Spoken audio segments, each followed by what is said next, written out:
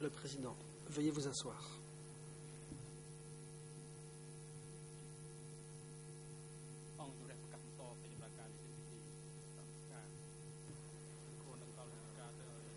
Les débats reprennent.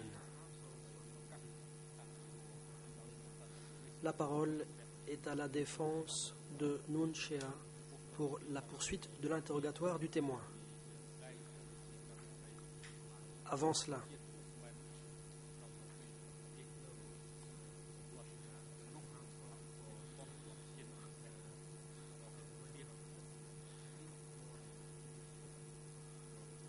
ce matin, avant la pause, Maître Pestman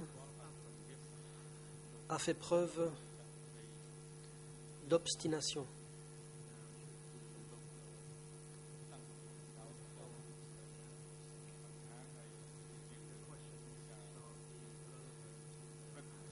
Qu'il sache qu'il lui incombe de poser des questions en rapport avec les faits de l'espèce. Il est prié de s'abstenir de se comporter comme il l'a fait ce matin.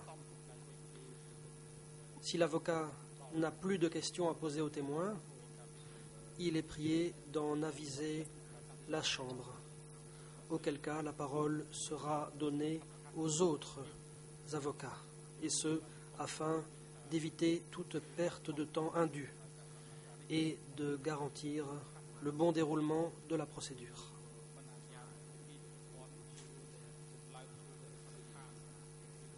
Il faut en effet veiller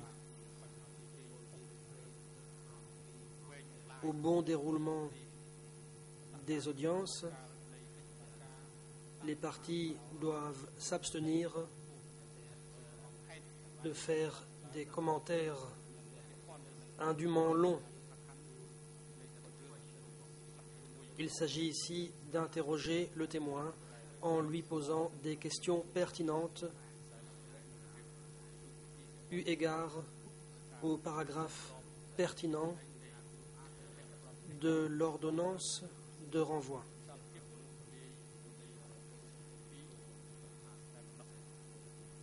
Pour ce qui est des témoins ultérieurs et des questions qui seront visées ultérieurement,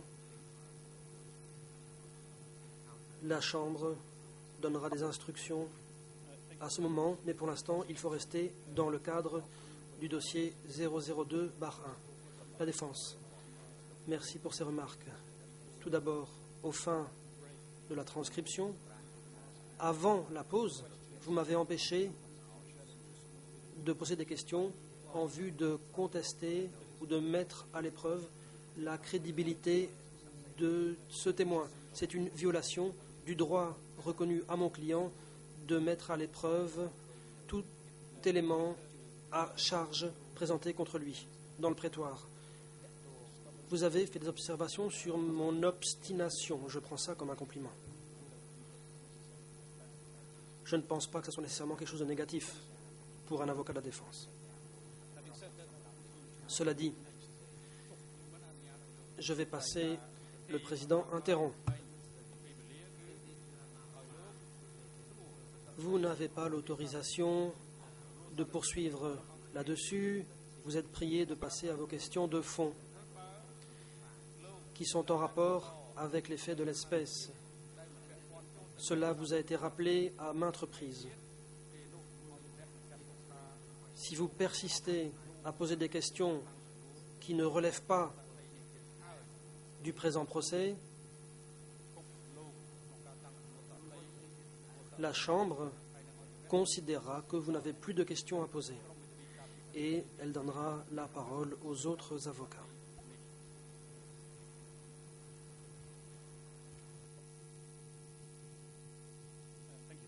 La défense. Merci, Monsieur le Président. Pour éviter tout malentendu, j'ai bien d'autres questions et j'ai d'autres thèmes à aborder. J'informerai la Chambre quand j'en aurai terminé.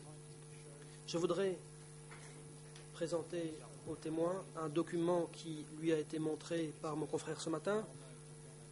C'est l'organigramme bien connu qui porte la cote D91/22. Il s'agit d'un document faisant apparaître la structure alléguée du ministère des Affaires étrangères. Je demande l'autorisation de faire afficher ça à l'écran. Je vois que le témoin en a déjà un exemplaire papier.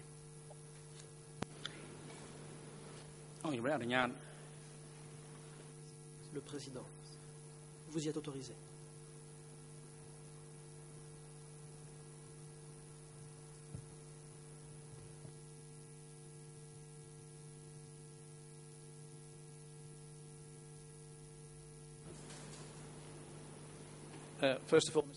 La défense. Premièrement, monsieur le témoin, il y a un encadré rouge qui entoure le nom de Ket Chun, alias Mout. Est-ce la personne à laquelle vous avez fait allusion hier lorsque vous avez parlé de la visite du professeur Caldwell et d'autres journalistes étrangers à Phnom Penh? Vous souvenez-vous avoir mentionné son nom?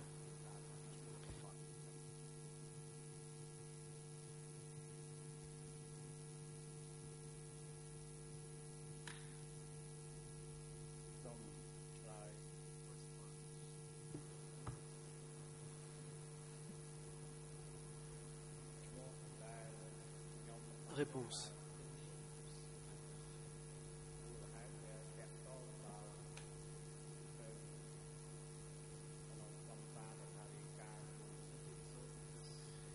Si j'ai mentionné certains noms,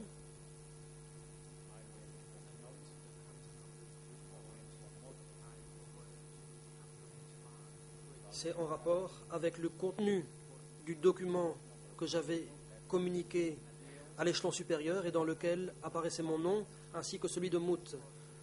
À l'époque,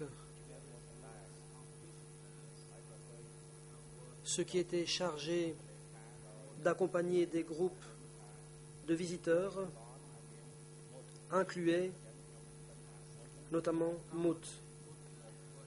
Comme les noms de Kon et de Mout apparaissaient, j'ai considéré que Mout devait être son Excellence Ketchun.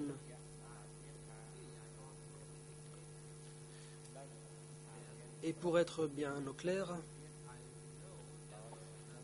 j'ai aussi dit que je savais qu'il y avait un autre groupe qui accompagnait également les visiteurs et qui était présidé par le frère Proset. Proset était aussi appelé Chun Proset.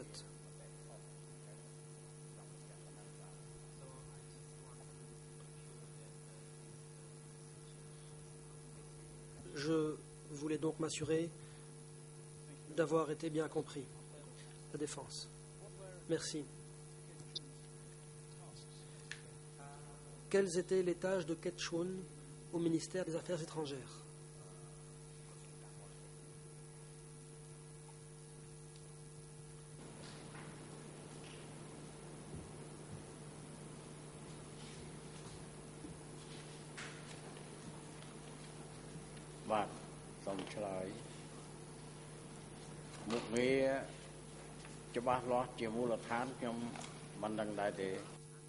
Réponse.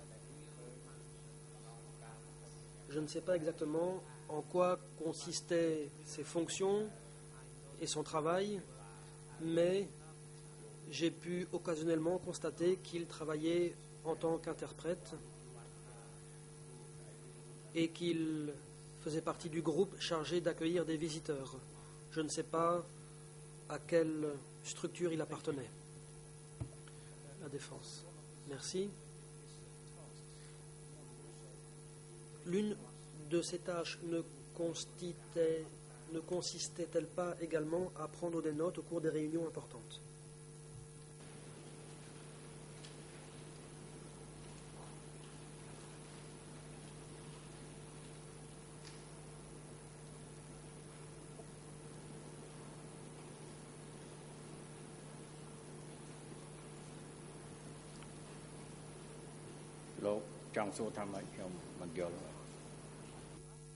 Réponse. Est-ce que c'est une question? Je ne pense pas avoir saisi. Pouvez-vous répéter? Question. Monsieur le témoin, savez-vous si Ketchon était aussi chargé de prendre des notes au cours des réunions importantes?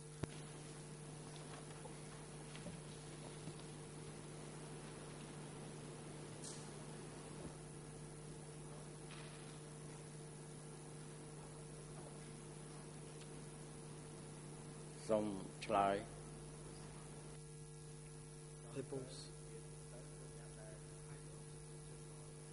De manière générale,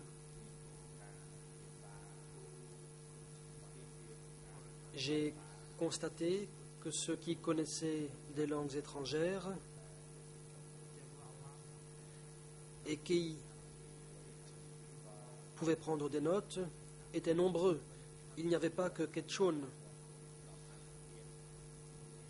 Pour ce qui est des notes à prendre aux réunions importantes, je n'en sais pas grand-chose, car là où je travaillais, je n'avais pas connaissance de cela. La défense. Merci. Dans l'organigramme, j'ai mis en évidence le nom d'une autre personne. Vous avez ce document sous les yeux. Cette autre personne est Hor Nam Hong.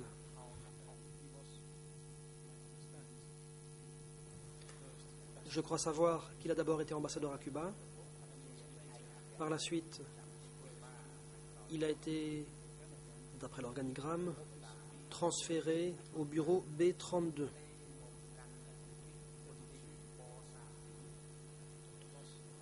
B32 faisait partie du camp de Bang Trabek. Monsieur le témoin, saviez-vous que Hor Nam Hong était président du camp de Bang Trabek?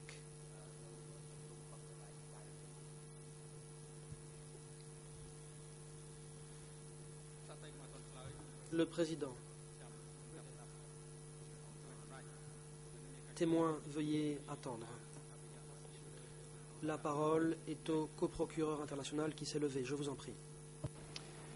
Merci, Monsieur le Président. Il s'agit d'une question manifestement suggestive. Il y a au moins 3 éléments d'information qui ont été fournis maintenant dans la question au témoin. 1. Le passé de M. Hor Nam Hong. Deuxièmement, qu'il a travaillé à B32, c'est vrai que cela apparaît du tableau, mais aussi qu'il aurait présidé B32. Ça me semble un peu beaucoup dans une même question comme suggestion au témoin. Il faudrait procéder par étapes et demander ce que le témoin sait de cette personne et sait éventuellement de B32 avant d'arriver à la question finale. Merci beaucoup.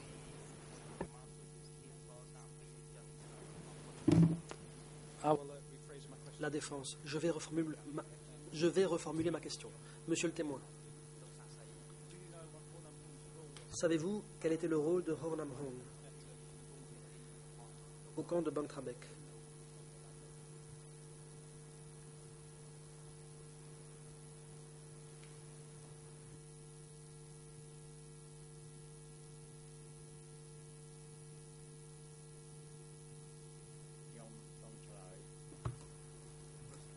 Réponse.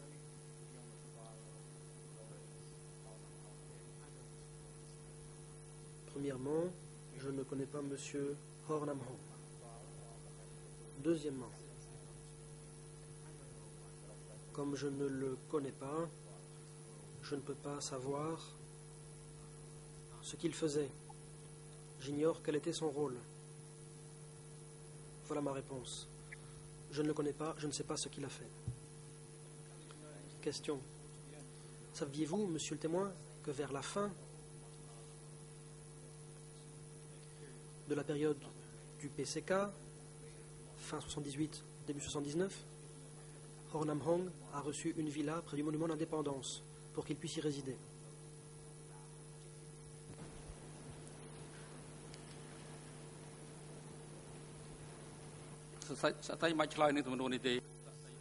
Le président.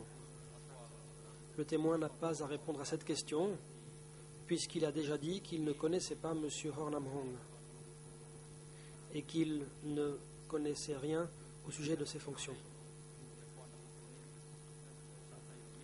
Maître, veuillez passer à la question suivante. Veuillez vous abstenir de poser des questions sur cette personne, car ce témoin ne la connaît pas. La défense. Monsieur le Président, avant de passer à la suite, je voudrais souligner une chose. Si le témoin ne sait pas qui est cette personne, ça ne veut pas dire qu'il ne sait pas où cette personne habitait. Je vais passer à autre chose.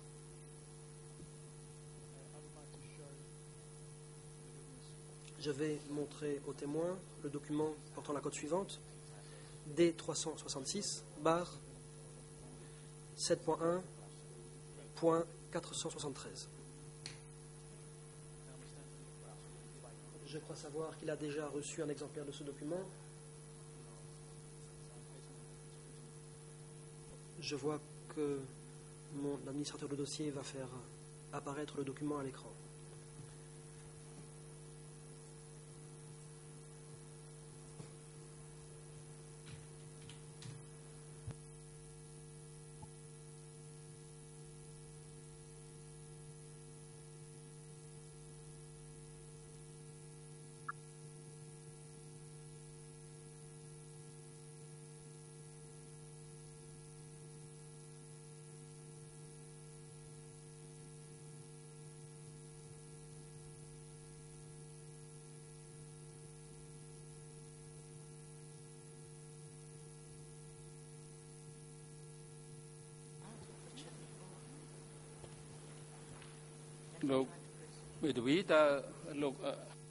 Le Président.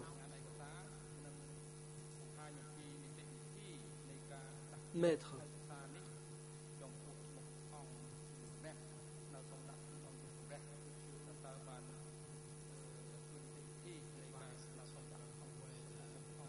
Pouvez-vous indiquer si ce document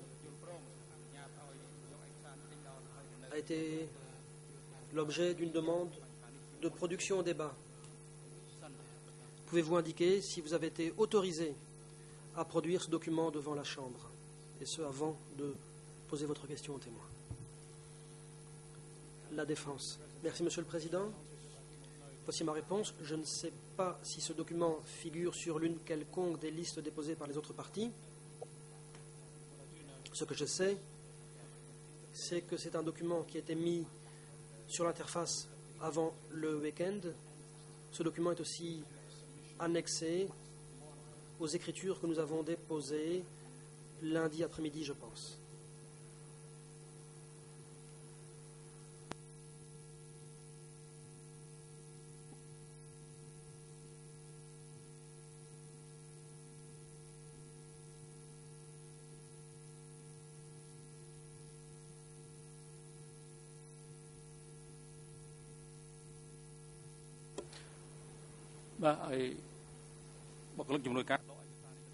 Le Président.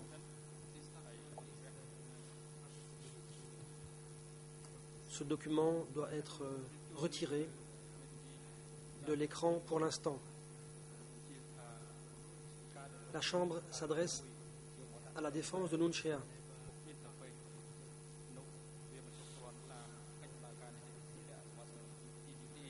Quand un document ne se trouve que dans l'interface, cela n'est pas pertinent. La Chambre a déjà annoncé aux parties la procédure qui était en vigueur concernant la production des documents au débat, oralement ou par écrit.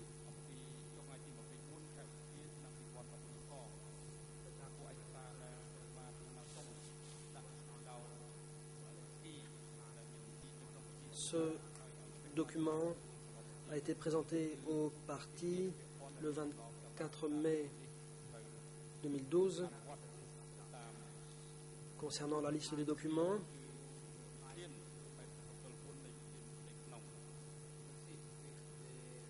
Si une partie veut demander qu'un document soit produit devant la Chambre, elle doit se conformer à la règle 87.4 du règlement intérieur.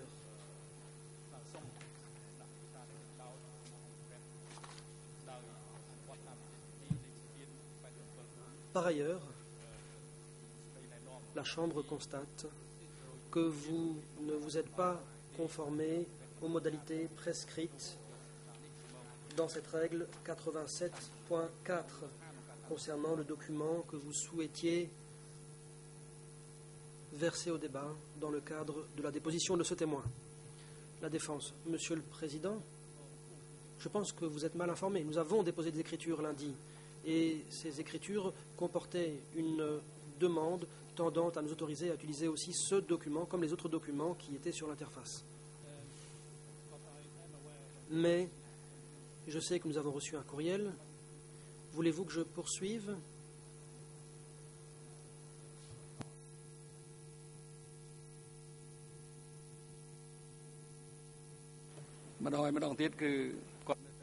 Le Président.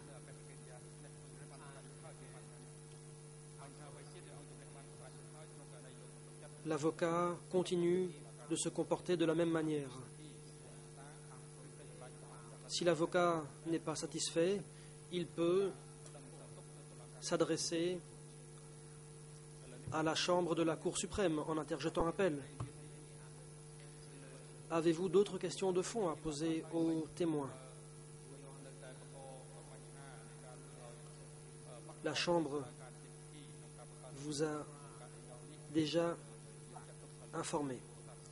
Elle vous a dit que si vous essayez de faire obstacle à la procédure et que vous n'avez pas de questions de fond à poser, la parole sera donnée aux autres avocats qui pourront à leur tour interroger le témoin. La défense. Je n'ai pas encore terminé mon interrogatoire, mais j'ai beaucoup de problèmes à comprendre votre décision. J'ai déposé des écritures, une demande tendant à nous autoriser à utiliser ces documents. C'était lundi. Comme je l'ai dit, je sais que la juriste hors classe nous a renvoyé notre demande. Le Président interrompt. La Chambre a déjà tranché.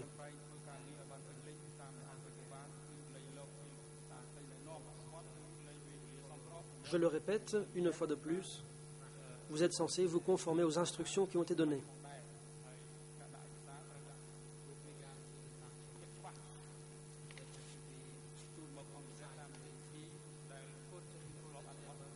Il convient de produire les documents devant la Chambre dans le respect des modalités fixées. À nouveau, je le répète,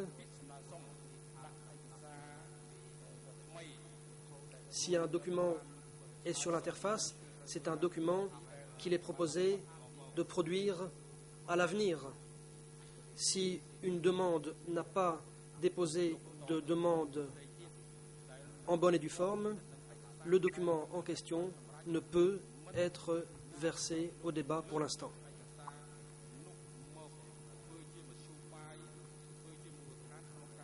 La Chambre s'est déjà prononcée. Elle a dit que vous ne pouviez pas vous référer au document en question. La défense. Je suis déconcerté. Je ne veux pas encore abandonner. Nous avons déposé des écritures. Ce document n'est pas seulement dans l'interface, il est aussi joint à notre écriture. Le Président. La Chambre considère que vous n'avez plus de questions à poser. Le temps qui vous était imparti est à présent écoulé. La parole va être donnée à la défense de Ieng Sary, qui pourra interroger ce témoin. La parole est à la défense de Ieng Sary. Maître Pessman. Monsieur le Président, je n'ai pas terminé. Le Président interrompt. La Chambre s'est déjà prononcée. Elle a dit que vous n'aviez plus la parole pour interroger ce témoin.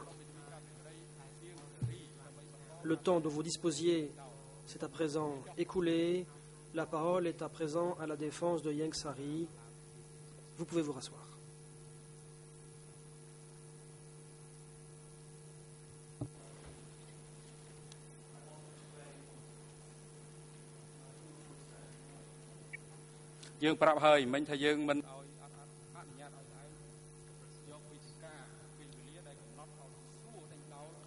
président continue. Nous avons dit clairement que vous n'aviez plus la parole. Vous ne pouvez pas prendre la parole pour faire des observations déplacées. Si vous tentez encore de faire de longues déclarations, cela ne peut être toléré. La parole est à la défense de Ieng Sary.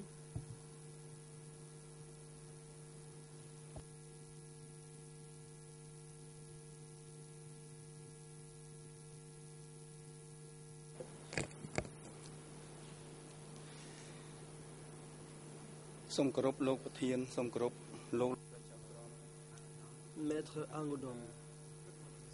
Bonjour, Monsieur le Président, Mesdames, Messieurs les juges, chers confrères, je salue toutes les personnes présentes dans le prétoire et aux alentours.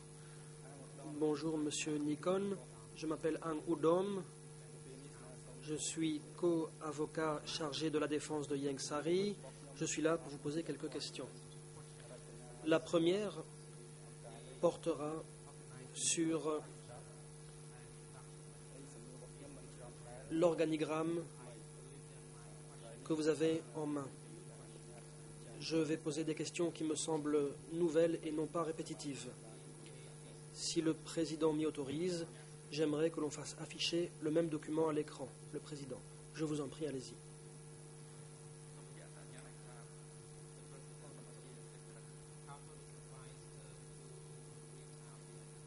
Veuillez donner la référence du document aux fins de la transcription. La défense. C'est le document D91/22.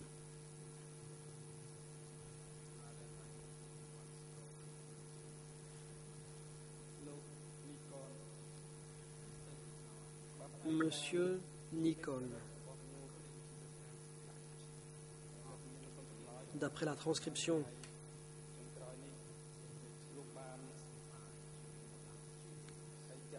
des audiences de ces derniers jours,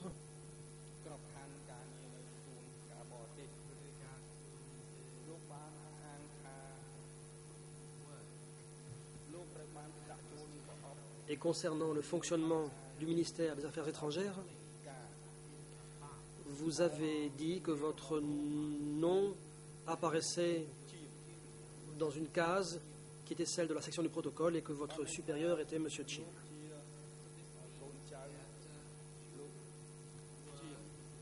Cela veut donc dire que vous étiez le subordonné de M. Chin. Est-ce que vous maintenez vos propos?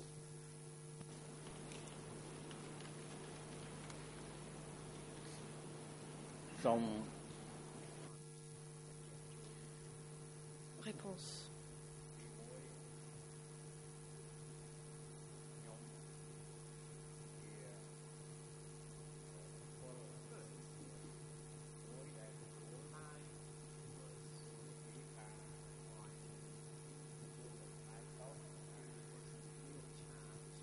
Tout d'abord, j'étais responsable d'une petite partie du service du protocole, la partie qui devait accueillir les visiteurs. Monsieur Chem était le directeur du service.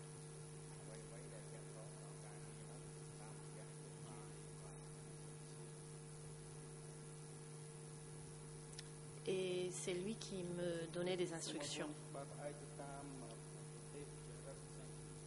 La défense. Merci. Lors de votre déposition le 29, telle qu'elle est reflétée dans la transcription, à la page 14 et 15 de la version Khmer, ce texte n'étant pas disponible en français ni en anglais, je vais donc vous le lire par questions et réponses. Question: qui était votre supérieur direct au ministère des Affaires étrangères? Vous avez dit, je cite, que votre supérieur direct était le directeur du service.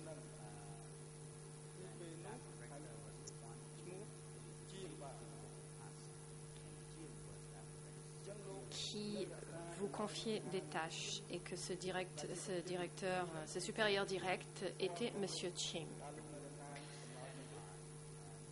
Ma question est la suivante. Est-ce que vous maintenez ce témoignage? Vous dites que M. Chim était votre superviseur direct.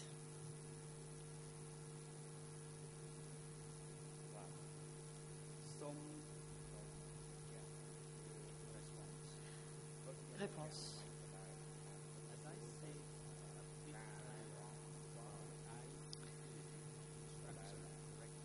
Comme je l'ai dit tout à l'heure, je recevais mes instructions directement de la part de M. Chim. Question. Vous avez également dit lors de votre témoignage que vous receviez des instructions et des ordres de la part de M. Chim.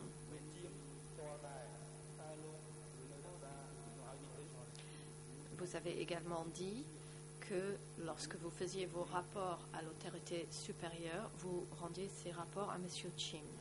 Est-ce le cas? Réponse.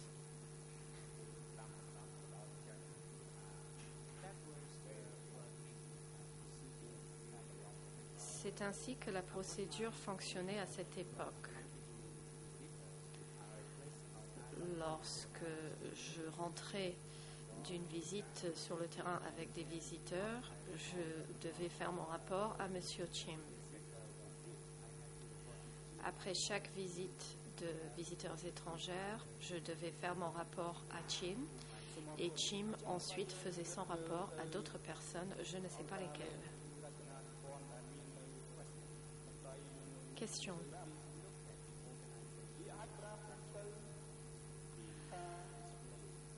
Si vous regardez l'organigramme qui est affiché à l'écran sous vos yeux,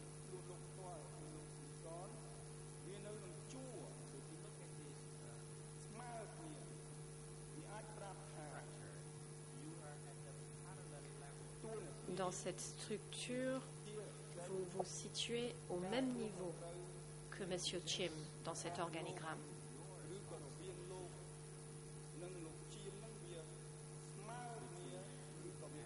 Ce qui suggère que vous aviez des responsabilités parallèles à celles de M. Chim.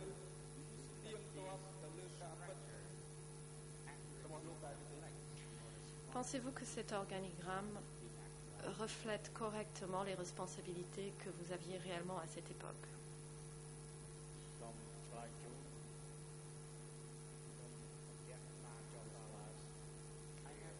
Réponse. Lors d'une réponse précédente, je l'ai déjà dit, vous ne l'avez peut-être pas suivi.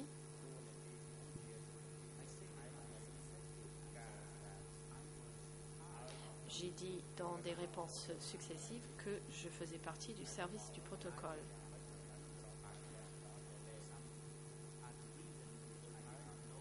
J'ai été transférée vers ce service. La seule raison que je connaissais, c'était le fait que je sois lettrée. J'étais placée sous la supervision immédiate de Chim. Il n'y avait aucune décision officielle qui me plaçait au même niveau que Chim. À ma connaissance, le niveau que j'avais n'était pas le même que celui de Chim. Mais d'après cet organigramme, je ne sais pas si ce document a été préparé par quelqu'un d'autre qui a mis mon nom au même niveau que celui de M. Chim. Je n'accepte pas ce document car j'avais un niveau nettement inférieur. Je n'avais même pas le droit d'accompagner M. Chim à des réunions importantes. Normalement, je restais en dehors de la salle de réunion et j'attendais les instructions de M. Chim. En bref, je n'avais absolument pas un niveau égal à celui de M. Chim. La défense. Merci.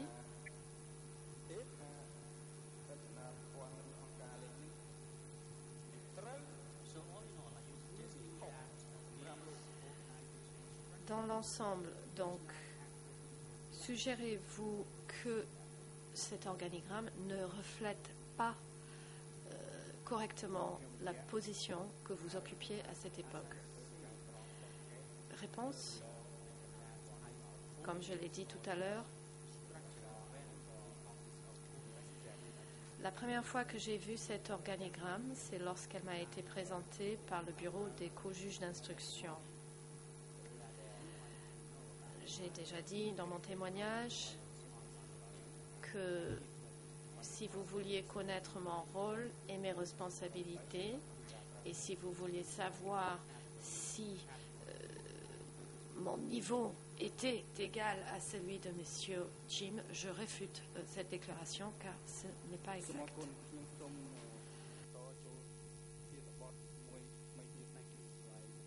La défense. Merci. Je voudrais passer au sujet suivant.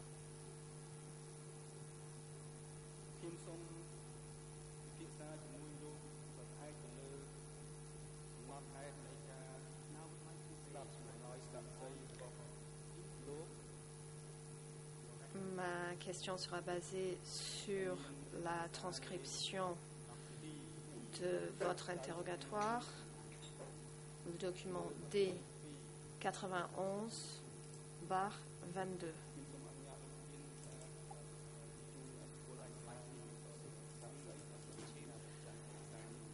Je demande à la Chambre l'autorisation de présenter ce document aux témoins et de l'afficher à l'écran. Le Président, le document est encore affiché à l'écran.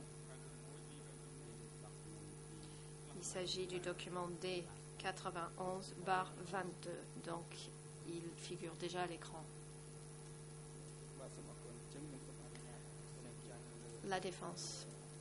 Merci.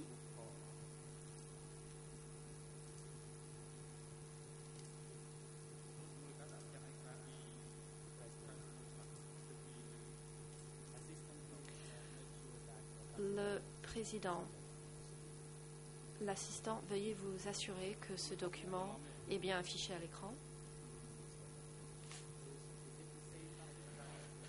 Le Président, s'agit-il du même document ou d'un autre document? Comment pouvons-nous identifier ce document?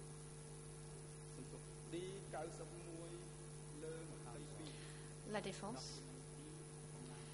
Il s'agit du document D91/22.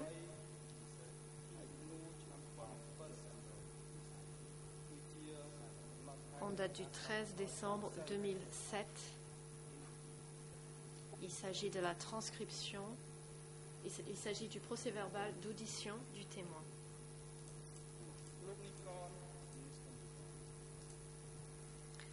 Merci.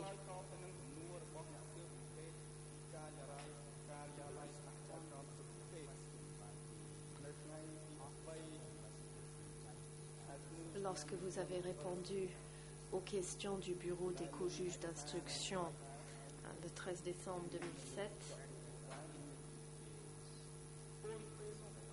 ce procès-verbal d'audition est affiché à l'écran. Le bureau des co-juges d'instruction vous ont posé la question suivante et je me réfère au procès-verbal.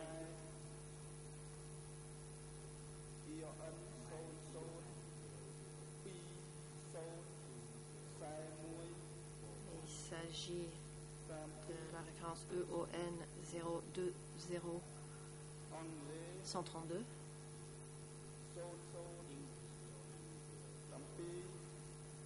En anglais, 007 correction.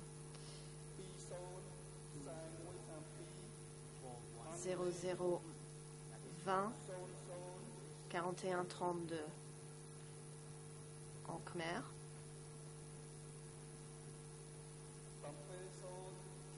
Et en anglais 0070 2361 262 en français 00 52 93 42 243.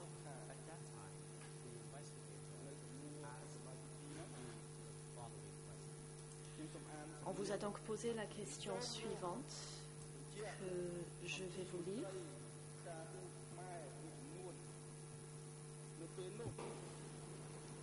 ត្រូវបានដកពីស្ថានទូតបរទេសមក Pourriez-vous nous parler des diplomates étrangers tels que M. Touch, alias Khan, qui était ambassadeur au Laos, et M.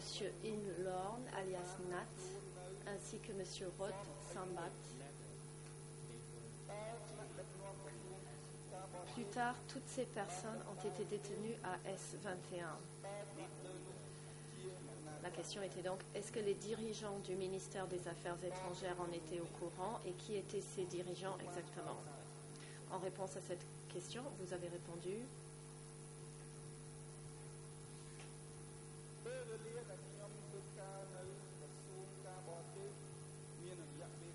page 0052 93 43. La période pendant laquelle j'ai travaillé au ministère des Affaires étrangères représentait en fait un temps très court.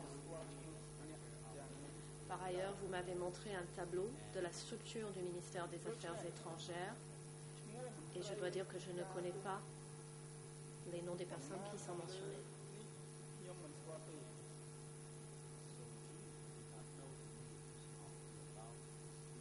Donc, vous ne connaissiez pas les noms des diplomates mentionnés.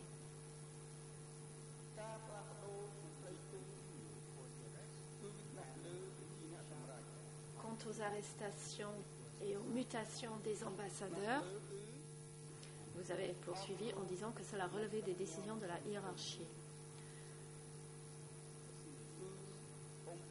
La hiérarchie, c'était les dirigeants haut placés, Om Pol Pot, alias le Vieux Paul, Nun Chea, alias le Vieux Nun, Yang Sari, alias le Vieux Van, et Khieu Samphan. Et vous avez dit ne jamais avoir rencontré ces hauts dirigeants.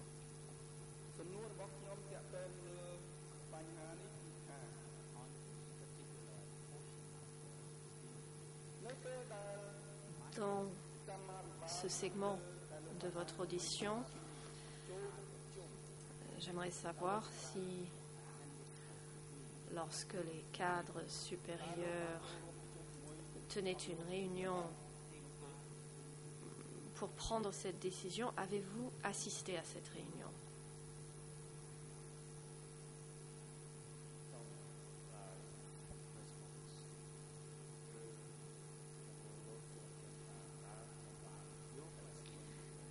Réponse. Vous me demandez si j'ai assisté à des réunions aux côtés de ces hauts dirigeants, ce qui rejoint les autres questions auxquelles j'ai répondu depuis ces quelques jours. J'étais un cadre de rang inférieur. Je n'étais donc pas autorisée à participer à de telles réunions qui concernaient les dirigeants.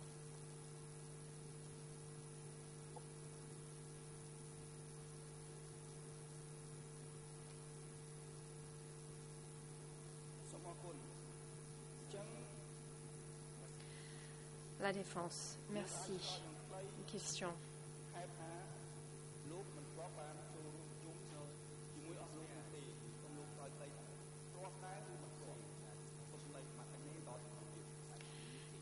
Il est donc exact de dire que vous n'avez jamais participé à de telles réunions. Est-ce exact? Le président. Le témoin n'a pas à répondre à cette question. Il y a déjà répondu. La défense, vous pouvez passer à la question suivante.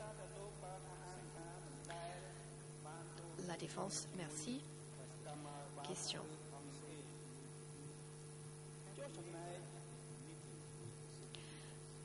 Vous dites ne jamais avoir assisté à des réunions en compagnie des hauts dirigeants.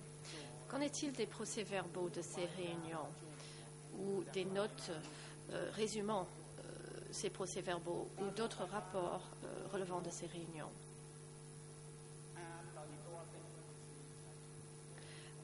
Est-ce que vous avez reçu de tels procès-verbaux et avez-vous eu l'occasion de les lire? Réponse.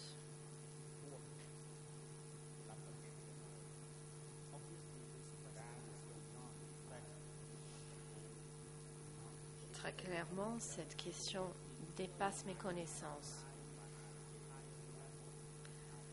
Les réunions internes de cadres supérieurs, ou plutôt les procès-verbaux de telles réunions, ne m'ont jamais été communiqués. Je n'ai jamais eu l'occasion de les lire. Le président, maître, veuillez vous assurer d'allumer votre micro. La défense. Question.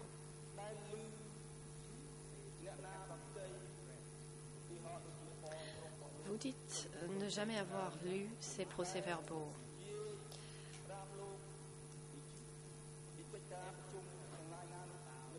Ma question est donc la suivante. Avez-vous eu connaissance du contenu de ces réunions par l'intermédiaire d'une autre personne, telle que votre frère, par exemple?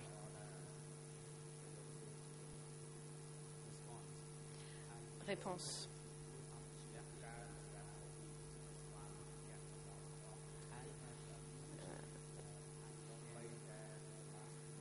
Puisque vous me posez cette question, j'en profite pour dire, et je l'ai dit à plusieurs reprises ces derniers jours, qu'il existait un principe de secret absolu. Même les parents proches ou immédiats ne devaient pas échanger sur le contenu des réunions. Même si j'étais le frère de Son Sen, nous avions des tâches complètement différentes et nous n'échangions pas d'informations.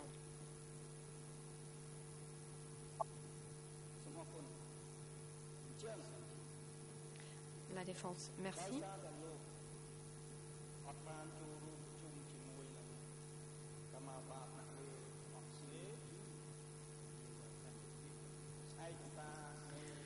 Puisque vous n'avez jamais assisté à des réunions en compagnie des hauts dirigeants,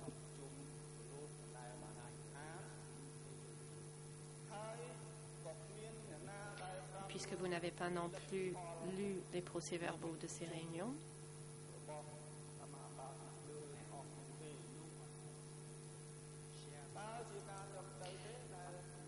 et puisque aucune autre personne ne vous a parlé du contenu de ces réunions des dirigeants supérieurs, est-il exact de dire que ce n'est que sur la base de spéculations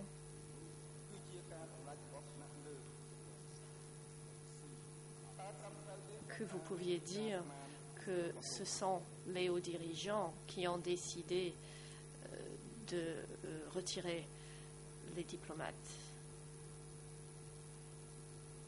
Est-ce que c'est exact? Le président, le témoin n'a pas à répondre. C'est une question orientée. La défense, veuillez reformuler votre question de manière appropriée, conformément à la procédure. La défense.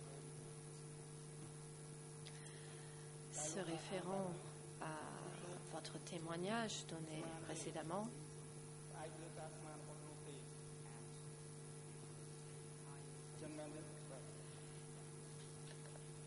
ceci était entièrement basé sur votre propre spéculation. Est-ce exact?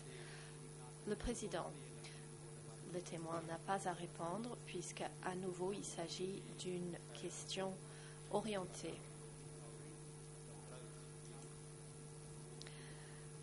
La Chambre a déjà demandé à la défense de reformuler sa question.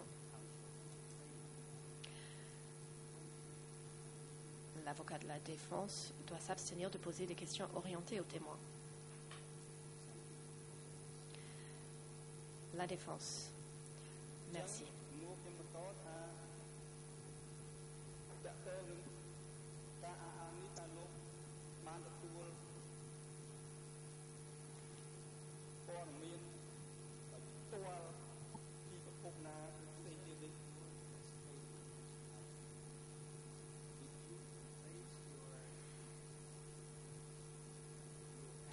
Pour en revenir à votre déclaration, à votre réponse, est-elle basée sur des sources fiables d'informations?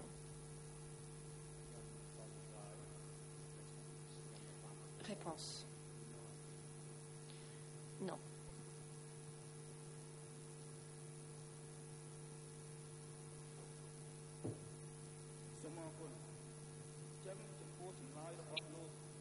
La défense. Merci.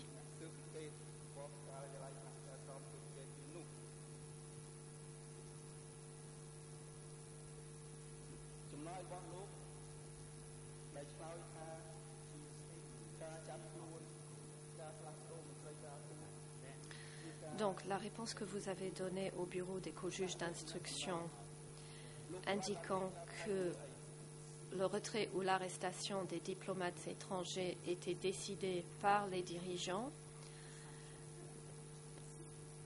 sur quoi vous êtes-vous basé pour dire que c'était une décision des hauts dirigeants?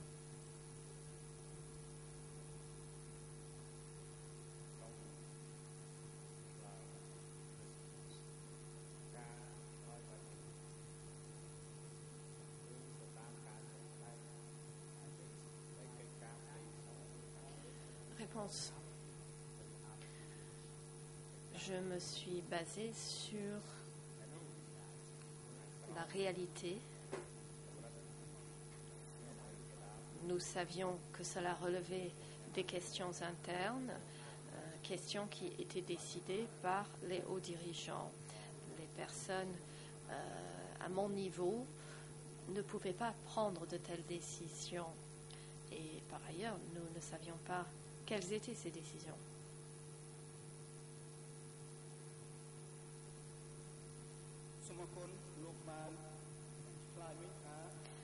La défense. Merci.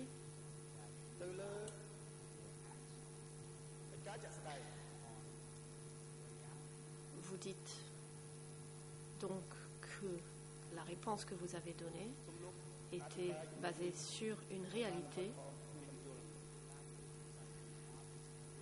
Pouvez-vous préciser ce que vous entendez par cela?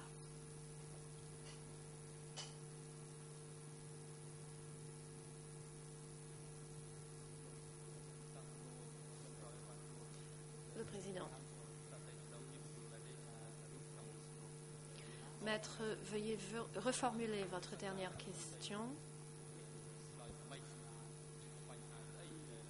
Il est probable que le témoin ne comprend pas votre question. De quoi s'agit-il?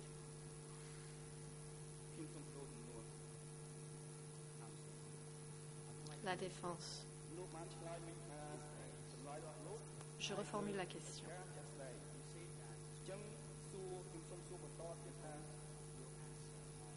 Vous avez dit avoir basé votre réponse sur la réalité.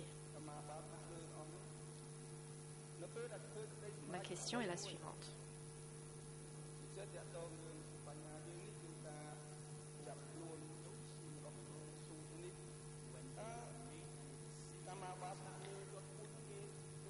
C'est aux dirigeants, lorsqu'ils prenaient une décision, par exemple, de retirer ou d'arrêter des diplomates,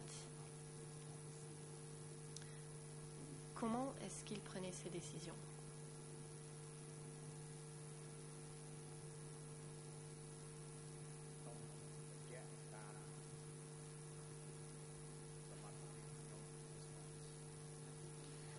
Réponse.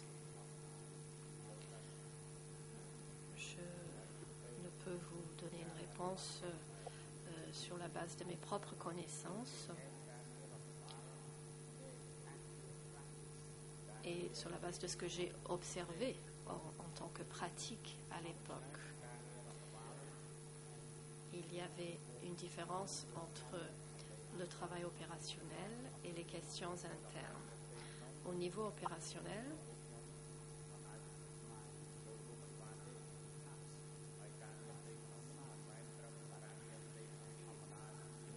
je m'occupais des tâches qui m'étaient confiées. Quant aux questions internes, les décisions relevaient des autorités supérieures. Les questions internes concernaient les décisions très importantes. Par exemple, de faire arrêter ces personnes, c'est une décision qui ne pouvait être prise que par les dirigeants.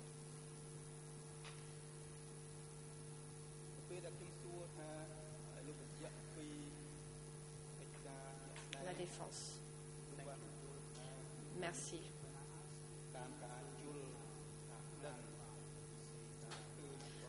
Lorsque je vous ai demandé de préciser, lorsque vous avez dit vous être basé sur vos observations, sur les pratiques que vous avez constatées à l'époque,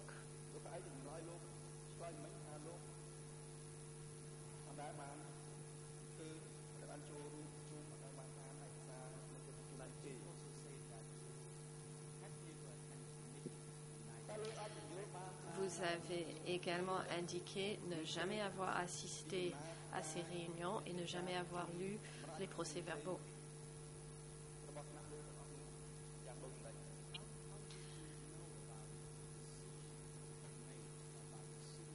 Comment avez-vous eu donc connaissance de la décision prise par les hauts dirigeants à ce sujet?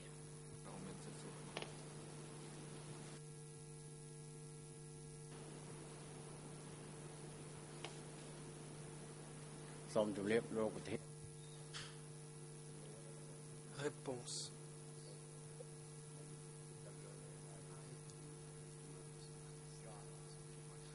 Je n'ai pas saisi la question.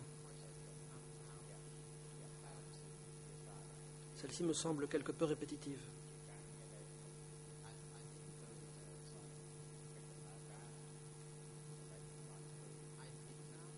Comme je l'ai dit, je n'ai pas eu l'occasion de voir de documents. J'ai seulement vu comment les choses étaient mises en œuvre. Le travail léger était fait par l'administration, mais pour ce qui est du travail interne, cela relevait de la hiérarchie. Le président, merci aux témoins et à l'avocat. Le moment est venu de suspendre les débats. Ceux-ci reprendront à 13h30. Huissier d'audience, veuillez prendre les dispositions nécessaires pour accompagner le témoin et son avocat pendant la pause déjeuner.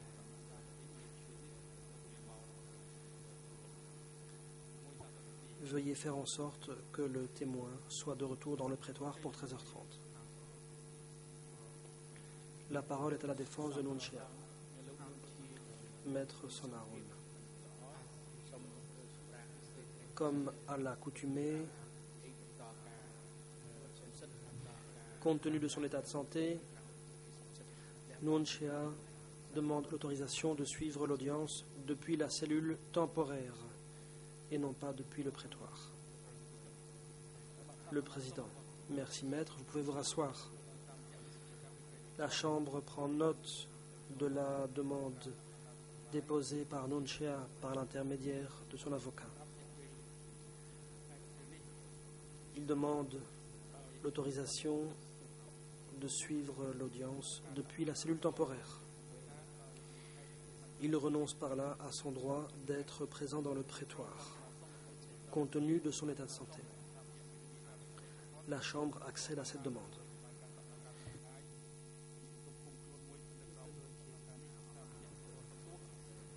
Nunchea est autorisé à suivre l'audience depuis la cellule temporaire pour le reste de la journée.